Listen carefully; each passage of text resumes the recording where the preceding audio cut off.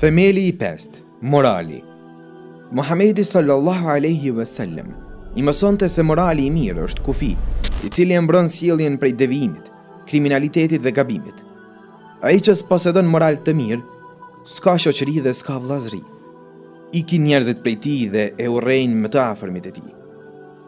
Ai i cili s'ka moral të mirë e mbisundon epshi i tij dhe bie në gabime, dhe çfarëdo diturie të mëson shfaqen në të gjurmët e asaj diturie. Edhe pse metodologji tjera jo islame ndërtojnë një qytetar të sinqert, të cilit si intereson se çka veprojnë të tjerët, metodologjia islame tenton ta ndërton një njeri të sinqert me moral të lartë, i cili ua do të tjerëve atë që e do për vete.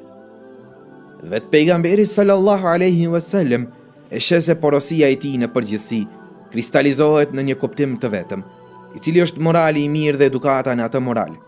Dhe thot: jam dërguar që t'i përkrye vlerat morale, dhe i nxit në kultivimin e moralit të lartë, duke thënë: vërtet, më i dashurit e unë prej jush, dhe më i afërtit e unë ditën e gjykimit, do të jetë ai i cili është me moral më të mirë.